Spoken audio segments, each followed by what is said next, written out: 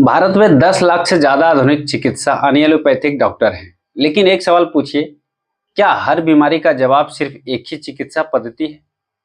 और एक बात जिसने मुझे सोचने पर मजबूर किया, दुनिया की कई प्रभावशाली लोग, जिनमें ब्रिटेन के शाही परिवार के सदस्य भी शामिल हैं, भारत आकर आयुर्वेद होलिस्टिक वेलनेस सेंटरों में समय बिताते रहे। अगर आयुर्वेद पूरी तरह बेकार होता तो उसकी वैश्विक लोकप्रियता लगातार क्यों बढ़ रही है? देखिए, मेरा उद्देश्य किसी डॉक्टर का अपमान करना नहीं है। भारत के आधुनिक चिकित्सा डॉक्टर बहुत मेहनत करते हैं और आपातकालीन चिकित्सा, सर्जरी, संक्रमण तथा गंभीर रोगों के इलाज में उनकी भूमिका अमूल्य है। लेकिन यह भी सच है कि भारत की अपनी चिकित्सा विरासत है आयुर्वेद। चरक संहिता में कहा गया है, स्वस्थ व्यक्ति के स्वास्थ्य की रक्षा करना और रोगी के रोग का शमन करना ही चिकित्सा का उद्देश्य है।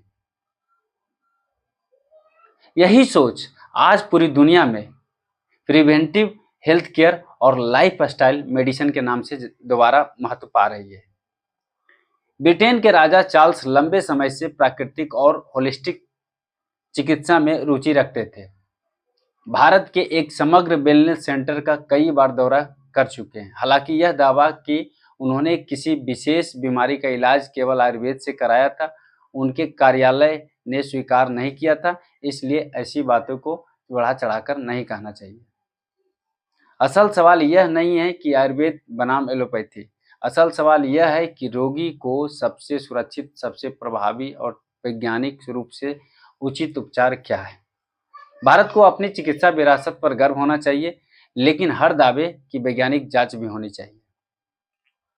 भारत केवल योग की भूमि नहीं है, भारत केवल आयुर्वेद की भूमि नहीं है, भारत ज्ञान की भूमि है, जहां नई खोजों का भी सम्मान है और हजारों वर्ष की परंपरा का भी।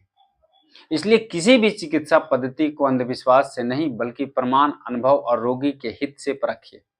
अगर आप भी मानते हैं कि भारत की प्राचीन चिकित्सा पर निष्पक्ष और गंभीर शोध होना चाहिए, तो इस वीडियो को शेयर कीजिए और अपनी राय कमेंट में लिखिए। धन्यवाद।